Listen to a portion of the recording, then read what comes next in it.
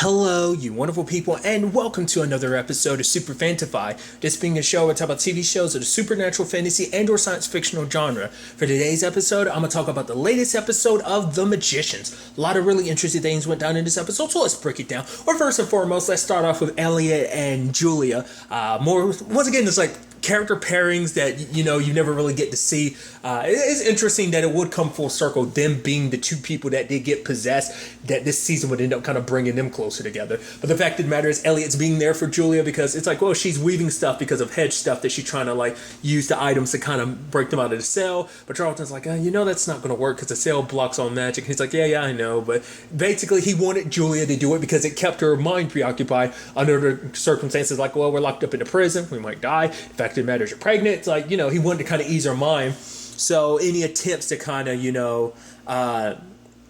get them out, ultimately didn't, so they're kind of back to not doing anything. But Eliot just wanted to kind of, ease her mind, because I love the whole situation. He's like, yeah, this is bad enough for me, and I don't even have a human inside of me. And Charlton's like, actually, you do, me. And just kind of, Eliot just kind of ignores him. But the fact of the matter is, the sad thing is, Julia blames herself because obviously she's getting super stressed out and everything. But she also blames herself because she's like, I took a quest that wasn't for me. Because of that, now magic is screwed up on Earth. The fact of the matter is, and now they're in the situation they're in right now, and everything's kind of screwed up on Filler too, so she's kind of blaming herself, because for her, it's like, people who are good at this usually have a plan afterwards, but for her, she can't think of anything. But then it turns out she can hear Charlton. I'm like, why the hell can you hear him? And then, Elliot proceeds to explain. She's like, so you got another dude inside your head? He's like, yeah, pretty much, yeah, that's kind of simplifying. So it's like, okay, so why is that? But then Charlton kind of suggests maybe it's because of the baby, and then lo and behold, it's like, right, whose baby is it? Penny. Penny's a traveler. What does Penny do as a traveler? He can hear people's thoughts. That's something that hasn't circled back around. I mean, because granted, it doesn't come up that often because Penny kind of blocked the whole thing of being able to hear people's thoughts. Or really, he's got it more under control, but that was always something in season 1, especially because he could hear Quentin's. I mean, granted, that helped Quentin when Quentin was kind of stuck, in a dream or whatever, and luckily, Penny was able to help because of that and everything. But regardless, well, it was not really a dream, but more so like this. Well, yeah, what Julia put him in season 1. Regardless, like I said, I'm going on the tangent and stuff like that. But yeah, like that, it doesn't come up that often with Penny with the whole worry about it. But now it's like happening for Julia, and it's like, all right, let's make use of it. But the thing is, they don't know how to really activate it. So basically, Eliot tells about the fact is he remembered taking a class on this, but he can't remember because he was, getting high at the time. But Charlton travels through his remembrances and jumps into the class. I love that. And I love Fogg being like, all right, let's get to this next part. Never assume the person you're having sex with is human, even though they look like. I'm like, that is such a crazy situation to like, that's something you actually have to worry about in this world. To be fair, Josh had to learn that the hard way, and obviously that ended up passing on to Margo. And now it's also passed on to Finn. So it's just one of those things of like, right, but I love it. I love that Charlton kind of interrupts us. Oh, excuse me, what if you went he's like, what? You're not a student in this class. Who are you? And he's like, of course I am. I just did something to my face. It's me, Todd. And I love that that's the name he pulled out of his ass. And then Fogg is like, Todd, of course, Todd. It's just like, he can't say Todd's name without being super pissed off. But I love that. But then I was like, whoa, so this can go off script? But then it's like, oh, what if you want to do this? He's like, I can't answer that because this is just a memory. I'm like, there it goes. You could go off a little script, but you can only flow to the memory. It's so interesting that the memory is very like referential in that sense that it's sentient. You realize, oh, this is a memory. We can break the fourth wall here, but there's only such a limit of how far off script we can go because it is a memory, so it kind of has to flow the way it is. But he keeps asking questions. Fall can't get the answers. But then Margo's like, yo, how about you shut up? Let him tell you what not to do, and you just do the opposite of it. And then Charlton takes that, runs with it. So basically the whole plan is they have to basically freak Julia out because the adrenaline and all that fear and stuff is what's going to activate. That's what kicks into baby's powers and stuff like that. So it's like, Elliot's coming up with the decision of like, oh yeah, I got to do something to really scare the shit out of you. And you don't scare easy. So, me not telling you what this is all about is really going to kick in overdrive. So they set everything up. And then, like, you know, Julia's water breaks and everything. And she's like, oh my God. He's like, Julia, you got to get out of here. And she does it. She's like, Eliot, I did it. He's like, great. Now do it for real. And she opens her eyes. What? Because it was all in her head. I was like, I love it.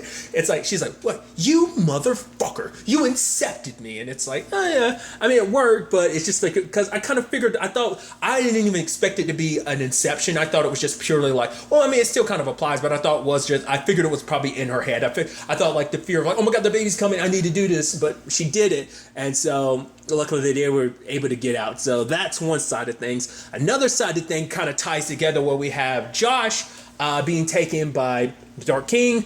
He basically sacrifices Josh to the Takers, but Josh isn't dead. He ends up in the Taker's world. But the moment like the Taker attacks him and touches the medallion and ends up getting killed, so I was like, oh, it must have something to do with the Dark King's blood, Rupert's blood. I figured as much, but nevertheless, he runs into a little girl there. Side note, that little girl, I've seen her pop up in something else, but the thing that comes to my mind first is the originals. She played Hope in season 4 of the originals. I was like, oh, but I feel like there was something else I saw her in more recently too, but regardless.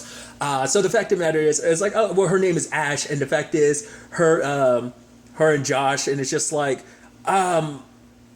she's like, is that an eyeball? He's like, yeah, well, it's my girlfriend. And she's like, that doesn't make it any better. He's like, yeah, but, you know, she kind of, you know, gave it to me, you know, so. But the fact of the matter is, and she basically ends up saying, like, oh, there's this thing over here, you know, it's a elevator. And it's like, he's like, oh, it's, because she doesn't know what it is. And he's like, oh, that sounds like an elevator. She's like, does it kill you or something? And he's like, no, because he's trying to explain, it's like a machine. But it's like, it's a machine that hurts you? And it's like, no.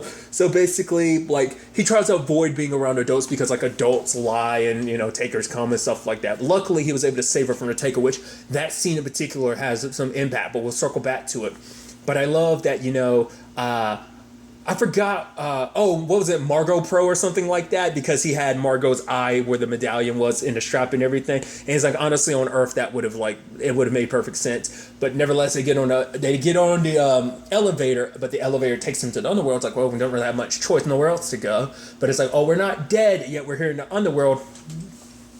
So I love that whole situation. I was like, at first I was like, well, since you're in the underworld, because I caught a peek of something. I was like, does that mean you want to run into who I think you are? And lo and behold, who they run into? Penny 40. I'm like, yeah, because within the grand scheme of days, we haven't seen Penny 40 since season 4's finale, you know. So it's because even in season 4, we didn't see Penny 4 that often. Like, since he took the job working in the underworld, like in season 3, we saw him sporadically, and it was like very few in between. And in season 4, we only see him twice. Like, was it like in the middle of the season, at the very end of the season, where it kind of all ties back together? Regardless, tangents and all that, but the fact of the matter is, I love how this kind of ties into, well, because, like, you know, Penny's basically describing the fact is that, like, hey, because you're in this situation, you kind of have 24 hours or you're basically stuck here, because the only person that can fix this situation is Hades. But Hades isn't here, and before he left, because he's the only one that connects, you know, getting the living world and underworld, he's the only one that has this power to connect those two. And before he left, he cut off the switch, so you kind of screwing on that front. And, you know, he's somewhere here in the underworld, but the underworld's a vast place. We have no idea where to find him, you know. And even Josh being like, honestly, Penny, your reaction to all this, you're actually fairly zen. And it is kind of crazy when you think about who Penny 40 has always been. I mean, general, who Penny. I mean, granted, Penny 23 is a little zenner than even Penny 40, because I felt like Penny 40 was just kind of always just pissed off and stuff like that. To be fair, he just, it's still an element shared with Penny 23, but Penny 23 is still different. You know, it's an interesting thing of, like, there is similarities, at the same time they are kind of different people. But it's kind of crazy to think about Penny 40 just being kind of the zen person he is now, despite everything, you know. So, but when it's all said and done, though, it's like, oh, he has an idea where to find Hades, but Penny 40's like, it's gonna suck. And who do they turn to? The map maker. And it's like, hey, and he's like, oh, you got my invite. Oh, no, you didn't. You want something from me. I even love it at one point, Penny's looking at a picture. It's a picture that the map maker drew of him and Penny's kind of backing up like, what the fuck? Because let's not forget, the map maker thinks him and Penny are the best. He thinks they're besties. So I love that. But, you know, it turns out he knows exactly where to find Hades, because Hades made him draw. He could draw the rest of the underworld, but there was one particular place on the map he wasn't allowed to map out. But by basically being able to map out everything else, he inadvertently made a map of the place he wasn't supposed to map. So we'll get to that soon enough. Circling back to the other aspect of this episode, I was actually surprised with that whole couple situation. When it came down to like, oh, like I thought that was all in Alice's head. I thought like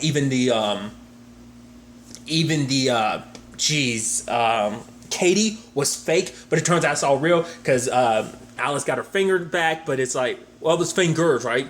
Back. But because they're kind of like sewn magically, but it still feels detached, she can't actually do magic because of, I mean, she can do one-handed magic, but there's very few spells that are actually one-handed. And Katie's like, don't worry, we're going to get that bastard back, not only for him tying me up, but for what he did to you. And it's just kind of like, they're like, oh, it's just, I forgot what she had, said, but you know, whatever it is kind of made Alice laugh. I'm like, oh, look at this, like the kinship between them. Like I said, the pairings is interesting to see. And then Finn's over there eating, I think, a taco when she's crying. She's like, oh my god, like basically friendship is the most underrated form of love, she was basically saying. And it basically, she's like, I'm sorry I'm getting all emotional and everything. It's just because of everything that we learned from Plover, what's going on. The fact is Julia, Josh, and Eliot never made it back and everything. And she's like, so what have you guys, what's happening with you guys? And I love that she's probably getting a recap from them, what's up.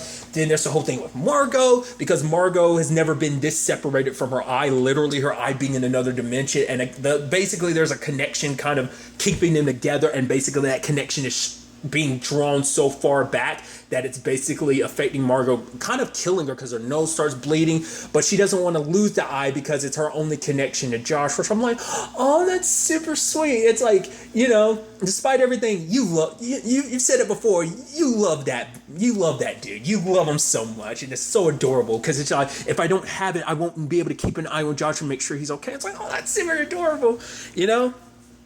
I love that. And I even love later on she told Alice, it's like, if you cut my connection, I'm going to cut out your uterus. It's like, Jesus, Margo. I mean, to be fair, Margo's always a very, you know, aggressive person, but it's even in love, she's very aggressive. I love it.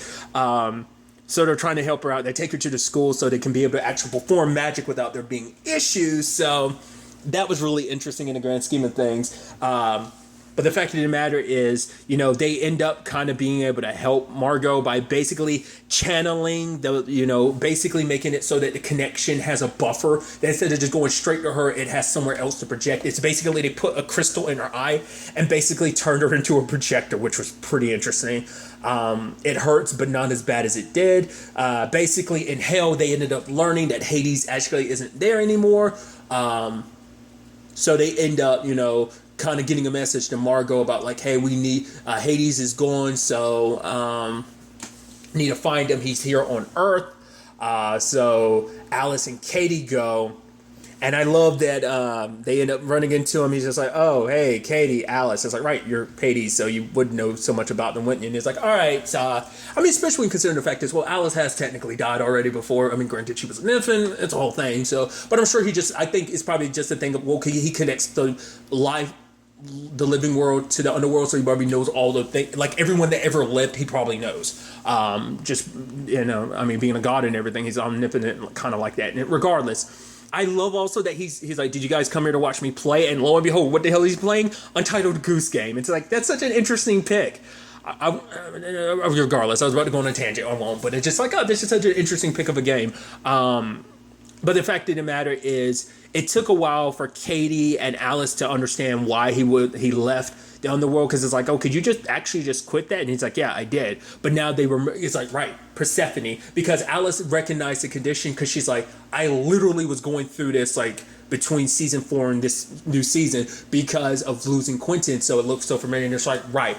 Because we never actually got to see Persephone and Hades together. I mean, to be fair, prior to this, we only seen Hades in one episode. Persephone, we've seen her pop up multiple times over the course of the series. I mean, granted, like, her popping up in season 1 wasn't really her. It was her son pretending to be her, but still.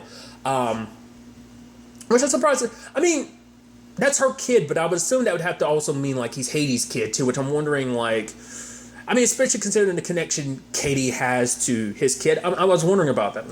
It's just probably getting too much into semantics, but it's something to kind of think about. I mean, granted, he's still alive. He's not the god that he was before. That was the whole thing, but still, tangents and all that. But the fact is that Alice tries to talk to him, but it's like, basically, you can't understand my pain because, yeah, you lost Quentin, sure, but my whole thing is about creating a place for them to kind of move on. Like, they're being basically an afterlife for them. That happens to humans, but not gods. No one knows what happens when gods die because there was no place made for them. And the fact of the matter is, so he doesn't know what happened to Persephone after she died. So it's a situation where the grief can't be the same. I mean, there's a level to it because at least you have some solace of knowing, hey, that person you lost is dead. But they're in a better place, and someday soon, not immediately soon, but eventually, you and said person will be reunited. Like, he doesn't know if he'll ever meet Persephone again, because for him, it's like, I won't die. I mean, granted, not unless another circumstances, like the monster and his sister pop up, they end up killing you, but other than that, like, well, to be fair, he went after former librarians, because I know I say library bad, and I know once again I talked about it in the season 4 finale. Apparently, it pissed someone off super bad that I said library wrong because I say library. Because I'm sorry, that's just how I talk. Certain people just say certain words certain ways, but regardless, I literally had this conversation before. It just got me thinking about it. I didn't even talk about that either because Penny had said that because of everything that's going down with the library, like the fact is like, oh, there's no magic, and then there's an abundance of magic, but no one can control it. The librarians have kind of been shifted around, but no one knows where they went, which I'm like, what the hell is that about? We'll get to that soon enough. But so tying that, together with what Hades, Hades ends up revealing, because Alice brings up, it's the Takers, and he's like, wait, what? They're involved, and he basically explains they're essentially guard dogs between the dead and the living. Basically, if a soul tries to escape hell to get to the living world, the Takers drag them back to the underworld. But the fact of the matter is, if they're taking people that are living, and now it kind of flows into why he sacrificed Josh. We'll get to that in a second. But the fact of the matter is, what it's all about is, basically if that lane between, if someone who is dead ends up managing to get to the living world, it's actually bad news. It's like, you want to stop this? Sure, stop it. Because he's like, I literally walk away for a couple months and basically everything goes to shit. It's like, well, that's kind of, I guess, the sad, byproduct of being a god and everything. Like, things kind of need you to be there to be a well-oiled machine. But the fact of the matter is, if that dead person crosses over to the living world, gets past all the Takers, then it opens the doorway and makes it so that all of the dead will leave, and basically causing kind of similar to where Supernatural was kind of set up at the beginning of this final season, where it's basically like a ghost and dead people apocalypse. It's kind of a similar thing in that regard. It would kind of be an apocalypse on that level. So you kind of have to stop this. So he's like, all right, I'll help out with you and your friends, which Josh and Ash do get out of there because he had promised her that he'd have her back. I even love that thing when she's like crying and everything. He's like, are you okay? And she's like, no, it's okay. Crying, when kids cry, it kind of makes adults uneasy. And he's like, oh, actually good thinking. So, but nevertheless, they managed to get out, and it's like, oh, that's all good. But then they find the Takers, and the Takers are all dead. I was like, now it pieces together. That was Rupert's plan. The fact of the matter is, he wanted to send Josh to the Taker's world so that basically that medallion was poisonous. And the moment that one Taker ended up taking it, it poisoned him, and then maybe it just naturally passed from, as the other Takers interacted, it passed from them to them, like whatever the case may be. Or maybe they found, well, because their whole thing is about gold anyway, so they found the necklace, like, oh, we want the necklace. And when they tried to take the necklace, because that was their, no, because they take valuable stuff, like that was their whole shtick. So the moment they took the medallion, it kept passing around, and they killed themselves, all of the Takers. So literally all the guard dogs are dead, allowing Rupert to kind of resurrect the person that he loves, which is so interesting that this all ties together, because obviously, it happened to Alice. She lost someone she loves. Katie lost someone she loves. Now this whole situation, Hades lost someone that he loves, and now we understand Rupert lost someone he loves. So it all kind of ties together in this grief situation. I mean, to be fair, like, Margo's in a complicated situation. She potentially could lose someone she loved. Julia and Alice and Eliot lost someone that they love. I mean, I bring Alice back into it because obviously Julia and Eliot ended up losing the same person as her. So it's actually kind of interesting when you actually bring it up all together that there is so much loss and death in this particular season. I mean, we're dealing with the underworld, so there's that side of things. Then there's the other situation with Penny and Plum, because we start figuring out, okay, I'll get to this soon enough, but the fact of the matter is there's a whole situation with Plum where basically they can't get out of that room, but then a guy named Eli shows up, and I didn't recognize. I think it just didn't click in my head at the time, like last episode, realizing like, oh, Plum is time traveling and how much of a big deal that is. I mean, in grand scheme of things, basically Eli explains that time traveling travelers is actually a rare thing. That basically there's a plasma mutation in their blood that makes it so they can time travel, but there's a finite amount, and the moment you burn out of it, you can't time travel anymore. So it's interesting because I just say it makes sense in the grand scheme of things, in the sense of, because when I think of traveling and stuff, I think of, you know, Hiro Nakamura from the TV show Heroes, because what was Hiro's thing? He was a master of time and space. Travelers travel across space.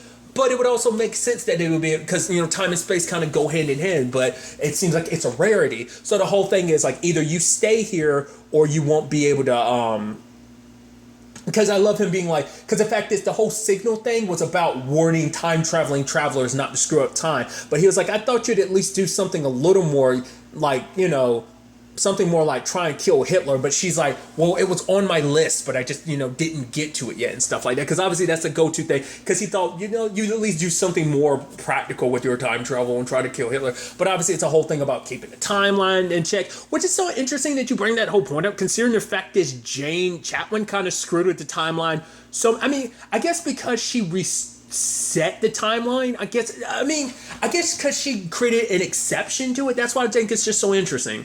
Because it's like, because he's saying like, oh, I'm a protector of the timeline, but it's like, you don't give a shit about what Jane did? She literally restarted the timeline 39 different times. You would think that'd be and she changed shit, like drastic. But I guess maybe it was just enough nudges in the right direction. But even then, there were drastic changes because of said nudges. So they weren't even nudges; they were straight up pushes to kind of shift things completely. So that makes you go like, why didn't he jump on that immediately? Essentially, he's giving Plum an option. You basically sit here in this device, and it drains away all of like what makes you a time traveling traveler, or you're kind of, you know, that's kind of it. Or if you don't take that option, you're kind of stuck here. So, but you have to do it willingly and everything. So it's interesting. Side note, I won't lie.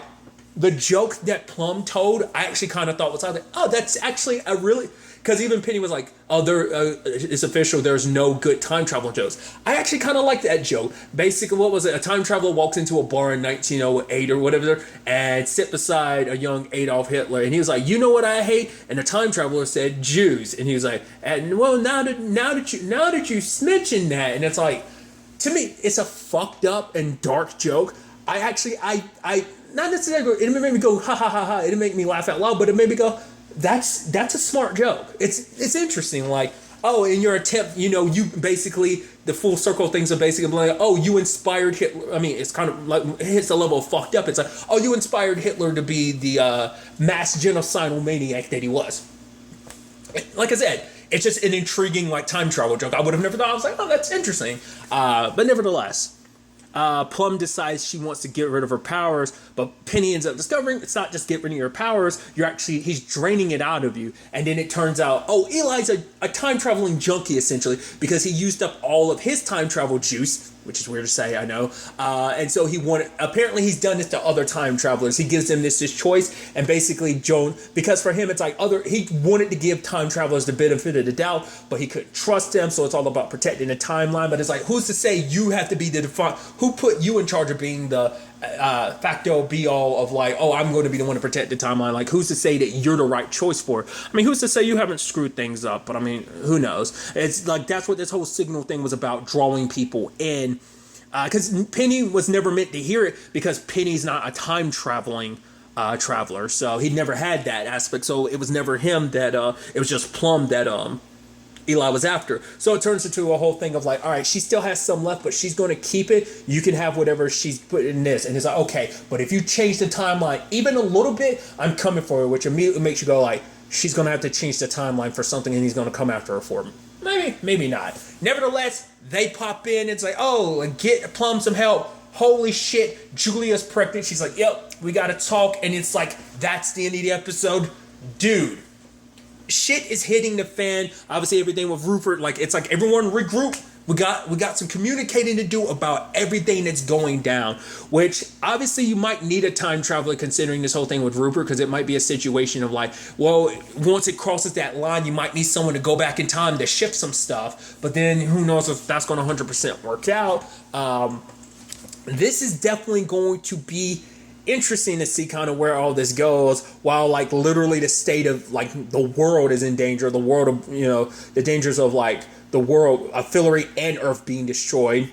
While that's all a possibility, Julia's also dealing with upcoming motherhood and everything. There's also still, let's not forget, Fog 40 is stuck inside that other reality. There's also Fog 17 that's still locked up. So still some other loose ends. I'm curious to see where all this ends up taking us going forward. I'm also curious, is Josh and Ash ever going to meet up again? It's like, oh, probably just take her back home and everything. But still, just curious about that situation. Either way, I'm interested to see where all this takes us going forward. But really, that's all I want to talk about. Till the next time we meet, be happy, be safe, live life to the fullest, and enjoy it. Good day, and goodbye.